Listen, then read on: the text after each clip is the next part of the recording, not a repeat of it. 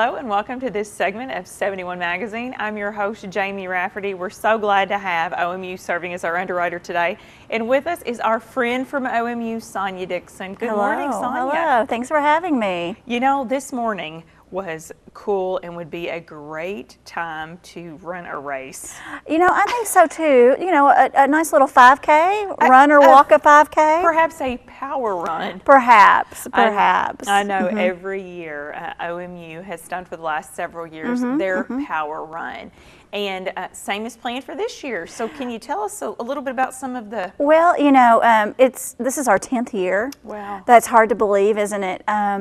And we are going to hold it on October 28th. One of the reasons we like to do that is it's so close to Halloween that it gives us a lot of opportunities for fun ideas and those sorts of things. So the event's going to, once again, it's a 5K. It's going to begin and end at OMU. We are starting to take registrations already.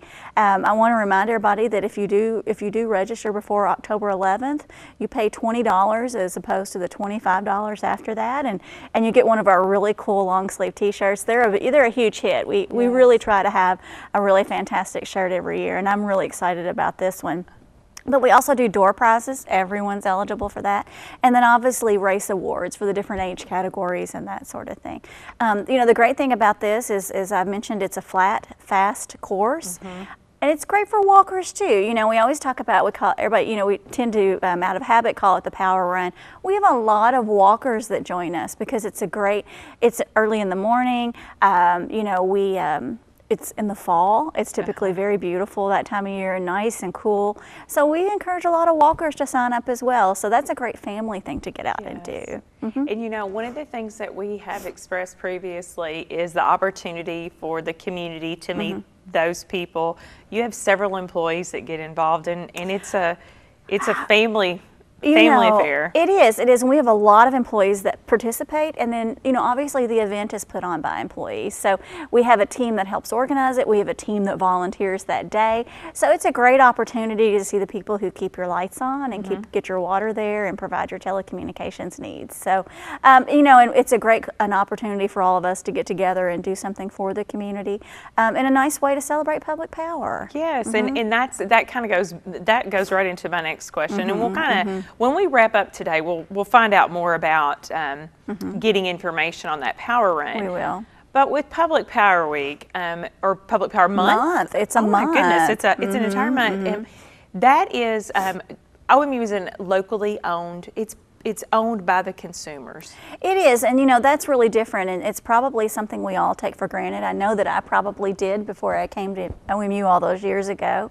But the difference is, you know, an investor-owned utility, they're paying, you know, shareholders, people who own stock in that company, and their board are comprised of those people that don't necessarily live in your area, and they're making decisions behind closed doors because they're not a public entity. That's the difference between that sort of organization and OMU. We are owned by our customer owners, which are the citizens of Owensboro. We pay a dividend to the city in lieu of taxes instead of paying to our shareholders and that sort of a thing. We set our rates and we make those decisions in public meetings by a board that is appointed publicly by the city commission and the mayor. You know, those meetings, you can walk in and listen to those decisions being made, and that's the difference. That's a big difference. The commission, they live in your community.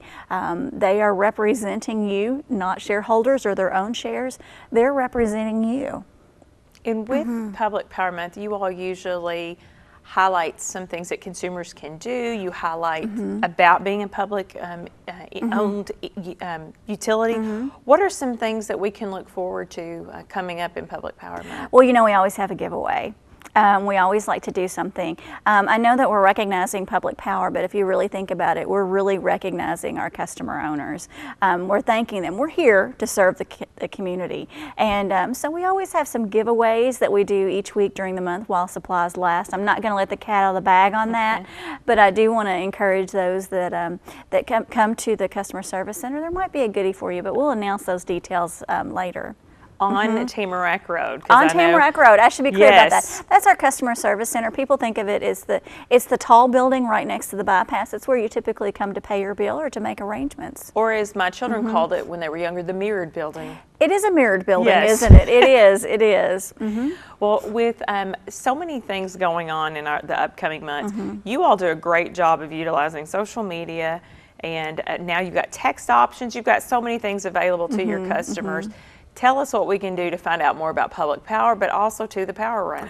Well, you know, once again, we're a public entity, and we feel that it's important to get all sorts of information out to you. You know, a lot of people ask me, you know, why do you advertise? Why do you do segments? And why do you, you know, have an extensive website or do social media and all these sorts of things? And it's not about selling you a product. You're using our products every day. It's about getting good information out to our customers about, you know, efficiency and how to use your utilities wisely, how to manage things, safety, and also about events and things that we have going on. So I want to invite everyone to visit our website at omu.org. That's where you can gain more information about the Power Run, for instance, but also the activities and what our giveaways are going to be and those sorts of things, and about other celebrations we have going on. It's also where you can sign up for that texting option that you mentioned. And what's great about that is we use that very judiciously. I know a lot of people are hesitant to sign up for a texting option. You're not going to hear from us all the time. You're only going to hear from us when it's an important message from us, be it about a power outage, restoration efforts, any of those kinds of things, or about, you know, events that we have going on, or just some important offerings that we have. We're very judicious about that. It's also where you can find our outage map and lots of other information and payment options and our portal, which we're very, very excited about. But one thing that we've added this year is where you can sign up for that Power Run online. And what's great about that is you can sign up, you can use a credit card, and your entry is accepted. And a lot of people like that because they don't want to drop by with cash, or they maybe don't want to mail a check in. Now, the same rules apply when you get on there. Before October 11th, it's $20, and after it's going to be $25. So I just want to remind everybody it's a great opportunity. If you're doing a family, you are going to have to enter those. You'll have to enter multiple forms because we need one for each person. But it's also now, if you register before October 11th, then you're also going to be guaranteed the T-shirt in your size. So that's another thing. You know, we try to order and accommodate those coming the day of, or those that have registered after that date. But before October 11th, you're guaranteeing your shirt size. Can I make a little plug for your website? Because please do. I utilized it recently. There was a very random outage because of just summertime. Something happened this summer. And I am a returning OMU customer. I previously, welcome back. I moved and now I'm back in town, and I needed to utilize that outage map. I didn't know if it was my home or if it was multiple homes, and I thought, I'm going to utilize some of this information that Sonia shares every month. It was fantastic. It is. It is. You know, I want to remind customers that it's accurate. It gives a great representation of what's going on. It lets you know how many customers are in your area. You can refresh that regularly, and it will update for you. But it's, you know, it's very helpful when you're away from your home in particular. When you're wondering, oh my goodness, is my home affected? Yeah. And I also, because we had learned in the segments, when Ben Hill was always accompanying you also, he would say, when in doubt, call the customer service number. Exactly. I phoned, and she didn't say, yes, we've heard this many times today.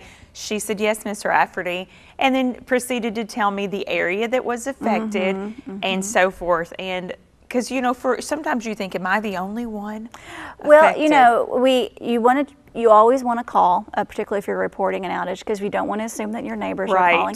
And you do need to know if it's isolated, particularly if you're away or that sort of a thing. So always call that 270-926-3200. We have an amazing customer service staff. You're going to see a lot of them at the Power Run. They're fantastic. They're knowledgeable. If they don't know, they're going to find out, or they're going to get you into to talk to the right person. So that's the benefit of a locally owned public power entity, and that's us. And you're calling people that live in your community. that know your area, that may know you. It's amazing how many times somebody will call me and I'll start talking and I know them. Yes. So certainly you're not calling across the nation and they're kind of guessing or having to dig to get your information. It's right there. It is. And to be able to, we do these segments and I learn, and sometimes I go out and people will say, how did you know that? And I'll say OMU segment. And so to be able to actually utilize and see that public power and see that customer service at work, I can truly speak to it. We just got our results in from our most recent customer satisfaction survey, and 94% satisfaction rating. That means that 94% of our customers, this is a phone interview or a phone survey that we do monthly, that we do through a third party so that we know that it's authentic and true, and we take those results very much to heart, and 94% is fantastic, but we don't rest on that. We never rest on that. We're always looking at the comments that our customers provided in that and provide to us daily. So, but 94% speaks volumes. I know that recently there are 3 things that comprise what's typically a satisfaction rating, and that's rates. That's what you're paying on your, everybody calls it their power bill, but your water, electric, telecommunications, and all the other things that are on there. It's your satisfaction with the interaction that you have, and it's the reliability. And we know that we've gone through several rate increases, just due to the climate for the utility business as a whole, so many things changing and unfortunately costs that are increasing. But despite that, our customers still, I think, appreciate who we are and how we're serving them, and we appreciate that. Not that we're going to neglect those rates, and we don't want to see them continue to go up, and we're always looking at ways to maintain those and hopefully stabilize them even further for our customers. But I want to thank our customers for that rating, especially those that took the time to actually go through the survey and answer the question. It's short, so if you do get a call, don't be thrown. Understand that that we want to know what we're doing right, what we're doing wrong, and how we can be better. Well, and I know that Public Power Month is celebrated once a year, but honestly, you all provide Public Power Month 12 months out of the year. Well, thank you. Thank you very much. Thank you. Well, we want to close with, if you will give us the website again where they can go and find all the information they need. Exactly, omu.org. Just, it's pretty simple to remember, 6 letters, so hopefully you have that bookmarked on your computer, or maybe if you're using our app. I want to remind people that if you're using our app, it essentially takes our website and boils that down into a format that will work for you on any sort of device. It's very intuitive, so sign up for that. I want to remind you that you can follow us on Facebook. We're going to have lots of great information about all the activities that we have going on there, and Instagram as well, and also on Twitter. We're getting more and more followers on Twitter, and they're sharing that information. That's one thing I want to encourage. If you know your runner friends or your walker friends, please share that information online so that they can get to it and watch for more information and tidbits about the events that we have coming up. Sonia, that sounds great. I wish you all the best of luck in the power run this year. Thank you. Thank you. We typically, we've been very lucky, knock on wood, with the weather, and we have great participation. It's a very, very fun day. We try to make it very easy as far as registration and as far as signing in and those sorts of things, because we want to make it a good day. So I want to pat my volunteers on the back for that. Absolutely. And we can't thank OMU enough for serving as our underwriter. We're glad to have you every month. Thank you. And we're glad to have you tuning in with us. We hope you'll stay tuned. We've got some more great programming coming up.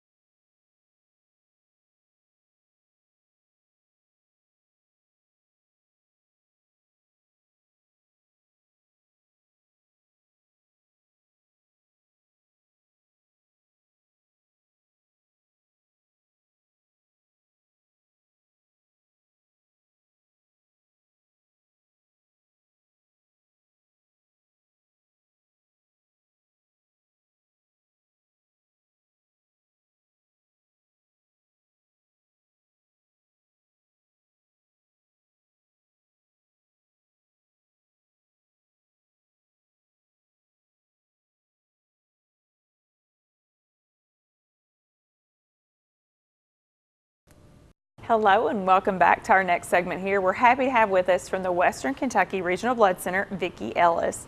Good morning, Vicki. Good morning, how are you? I'm very good and I'm excited to have you. We've not been on the show together. No.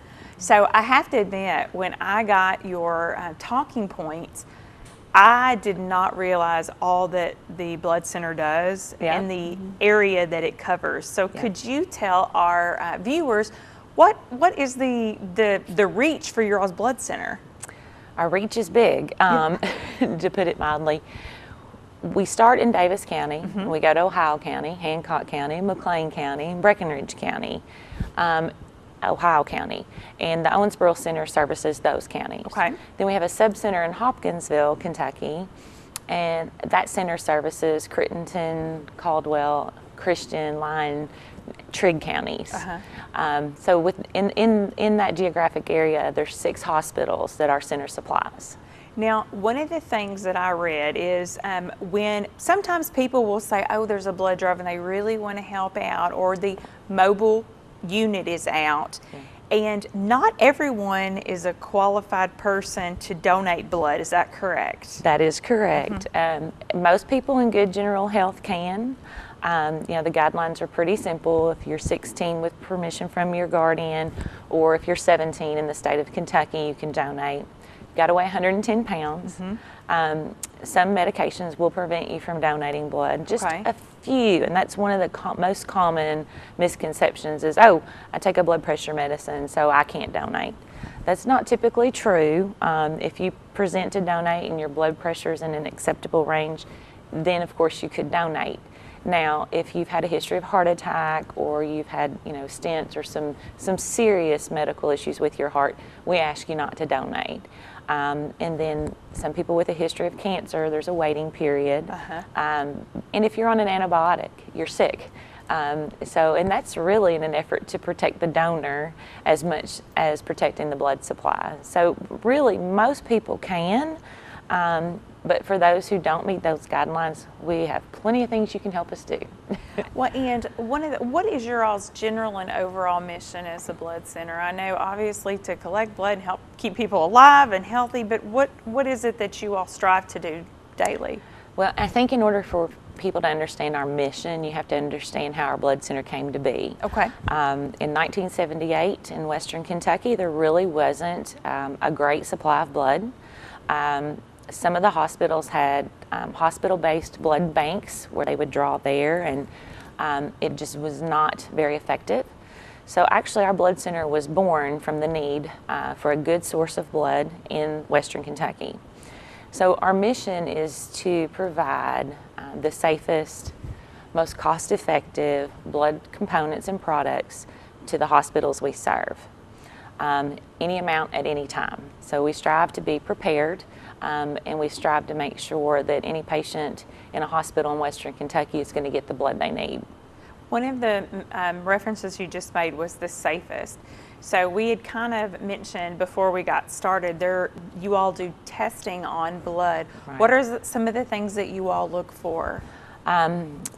Every time someone donates blood, doesn't matter if they've donated once or if it's their 10th or 100th time donating, every single time, their blood will be tested for blood type and RH factor. Okay. Their blood will be tested for hepatitis, HIV, antigens, antibodies.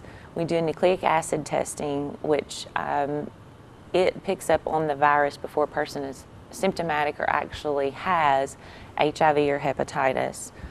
We test for something called atypical antibodies. And most recently, we do testing for the Zika virus. Okay. And also for something called T. cruzi, which is Chagas disease. There are testing for syphilis, and I'm pretty sure, I have to my little cheat sheet here. You are fine, girl. West Nile virus Okay. is another one. If a person donates and do you all re-notify them if something is found? We are required by the Health Department of the state of Kentucky and the FDA to confidentially notify a donor if they test positive for any one of the infectious diseases. So they would get a letter from us. They would be asked, we would do a confirmatory test, and then they would be notified if they were actually a true positive that they could no longer donate blood. Well, I've got a couple of questions, and this might be from personal experience. I'm neither going to confirm or deny that, Vicki. Okay. But tell us, when a person does present to donate, should they have eaten a good breakfast or a good lunch? Should they have eaten before they come? They should have eaten before they come. Lots of times in this time of year, we are getting into our high schools.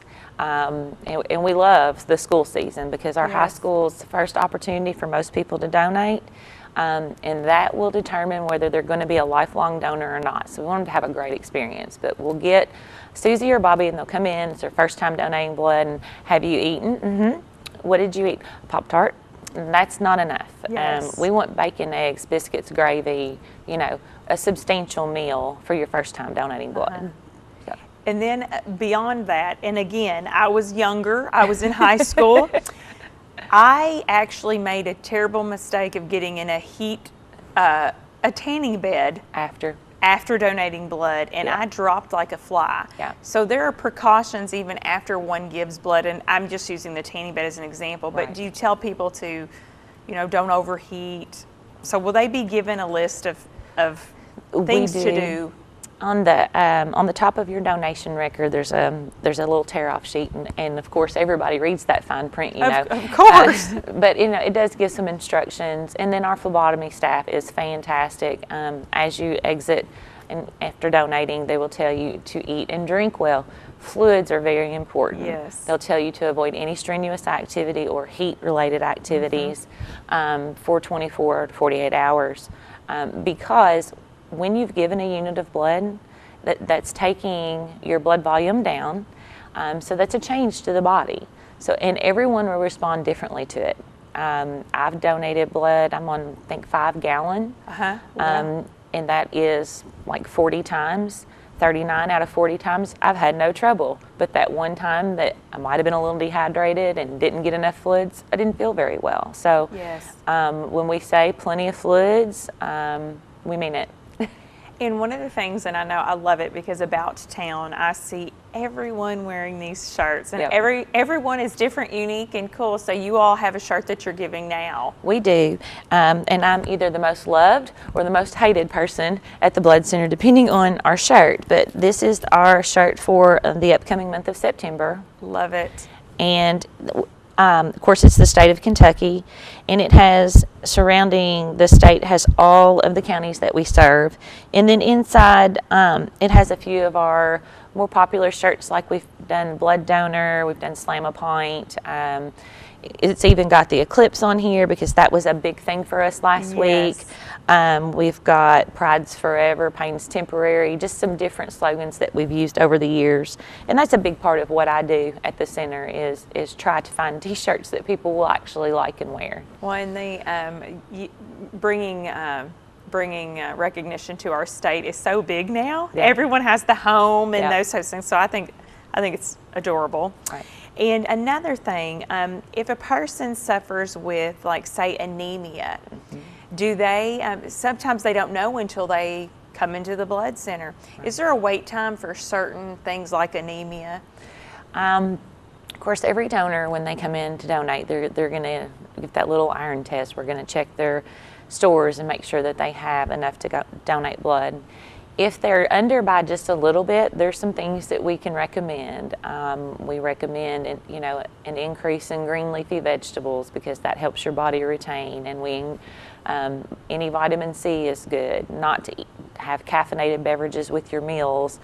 Actually, blackstrap molasses is a great way to get your iron stores up, and it's a natural way to do it without having to take a supplement. But if you're a person who has chronic anemia and you are taking iron supplements, we ask you not to donate. It's just not good for you. And really, without our blood donors, and all the testing and the equipment and the t-shirts, but without healthy blood donors, we really can't do anything. So we look out for our donors. We want them to be healthy first. And I know that with even a person choosing to donate, a lot of education probably needs to go into the community. How do you all get the word out to even recruit donors? Right. A lot of, which is, there again, that's my hat, one of those that I wear. And a lot of what I do is either speakers bureaus or civic organizations will have me come and talk about. We do a lot in the schools. We do education programs in the schools. We can do anything from elementary to high school. A lot of the high school health classes, I think they're required to take by the time they graduate one health class. We go in and we teach them blood biology. We explain to them what the cells do, how they are formed in the bone marrow. So we can approach it from a couple of different angles. Generally, in your elementary schools, we do it more as a community service project. You know, a lot of schools are really into leadership right now, and that's one project that a class could take on for leadership is organizing and hosting a blood drive. And then, you know, they learn about community service, the cells, etc. Now, do you all have more than one blood bus or, you know, one blood mobile? We don't. Currently, we have one blood mobile, and it's very colorful, very bright. If you've seen it out in the community, you can't miss it, and we love it. But it does service all of these counties. Oh, wow. Yeah. And I think it's about 10 years old now. So we'll be looking to, and I'm not sure if we're going to add another to our fleet, if we're going to trade. That's not been decided yet. And so I would assume, like for health fairs and so forth, people need to get on the ball. I would assume that it can have the calendar fills up quickly with only one for that service area. Right. Actually, I'm already scheduling for 2018. I am pretty well booked all of September and all of October. I have just a few dates left in November and December. And there are peak times that we need. You know, we have the Labor Day holiday coming up. Sure. And I don't know why, but nobody wants to schedule a blood drive with me the Tuesday after Labor Day. I just don't know why. Yeah. But so those are dates that we rely on the center. You know, Yes. the doors are open there, and we ask people to come in. We have holiday heroes that give either the day before or the day after a holiday. So Memorial Day and Labor Day, those are big dates. Thanksgiving, the day before and the day after. But that week between Christmas and New Year's, that is a critical time for us. Okay. And nobody wants to have a blood drive during that week. So that's a time when we really need people to come and donate blood in the center. And that was my question, or I guess something I was going to say is not neglecting that center is always there. You don't have to wait on that mobile, the mobile bus to do it. Right. They can come to your location. What is that location again? It's 3015 Old Hartford Road. And I think a lot of times people think they have to schedule a blood drive. Like, you don't have to do that. If you have a small group and you have 6 or 7 people that, you know, or even up to like 15 that want to donate, just call us. We'll designate a week in the center, Monday through Friday. A lot of times churches or different civic groups will do that, and they'll come in. And then they have 5 days. They can work that into their schedule somehow to come in and donate blood. And we don't type the blood mobile or, you know. And then for groups that can get 25 or more people interested, that's where we want to bring the blood mobile. Okay. But we also, if an organization has space inside, we don't have to depend on the blood mobile. A lot of times churches have a fellowship hall. That's ideal. We'll bring the cots in and we'll set up in there, and it's more fellowship and more social that way. And for some people, if that's their first time donating, that's the best. Well, and finally, if there is, as we wrap up here, if there is a person who cannot donate blood, what are other ways the community can give back to the blood center? If you're a person who can't donate blood, you can always help me recruit people to donate blood. You can always host a blood drive. We don't utilize a lot of volunteers at the center, but we always have shirts that need to be sorted and folded. A lot of times have high school students who are either in beta or in honor society, and they have to have volunteer hours, and they can come and help us do those types of things too. And can you share a way to get in contact with you all via whether it's an email, a website, or a phone number? All right, well, we have all three. You can email me, Vicki, V-I-C-K-I, at wkrbc.org. We're on Facebook, Western Kentucky Regional Blood Center, just search it. Our website is WBKR, or not WBKR, wkrbc.org. There is a listing of blood drive calendars and dates on there, and any special events we have going on, you'll find there. Call us, 684-9296.